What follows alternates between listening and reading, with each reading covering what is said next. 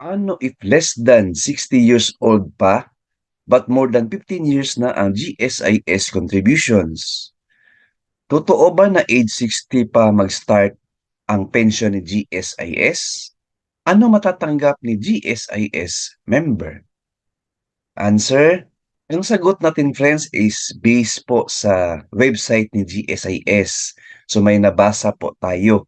Opo friends, kung less than 60 years old po tayo, for example 55, then more than 15 years na po tayo sa government service or may GSIS payments na po tayo, actually pwede na po tayo mag early retirement or mag-separate po, ipagod na po tayo sa trabaho.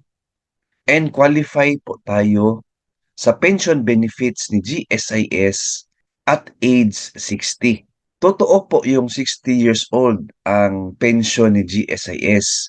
Yan po ang start ng pension benefits at matatanggap po natin yan at age 60 pa. So kung 55 ka mag-early retirement, wala ka pang pension yan sa GSIS. Simply said, if 55 po tayo mag-early retirement, pwede po yan. Kaso lang, wala ka pang pension from GSIS. Kasi nga 60 pa po mag-start ang pension. So ano ang matatanggap mo sa GSIS? Answer, separation benefit ni GSIS. So magkano po yung ma-receive ninyo at age 55 or less than 60 years old ka? Cash payment po no na equivalent to 18 times ng basic monthly pension ninyo.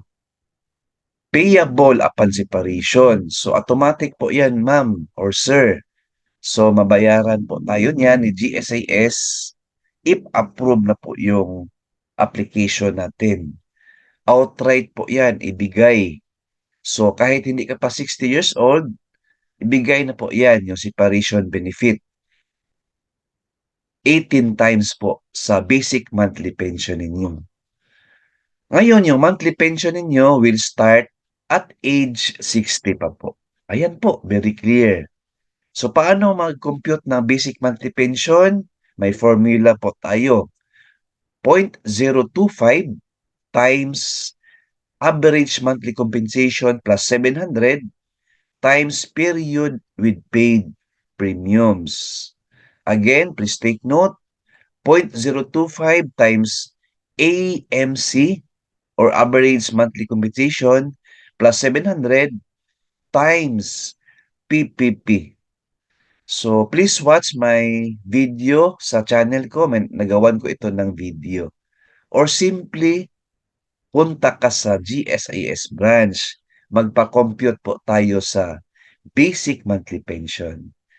Thank you for watching. Hope na nasagot ko yung question ni sir or ni ma'am. See you in my next video. Please like, share this video, and subscribe my YouTube channel. Thank you, God bless, and 2 thumbs up.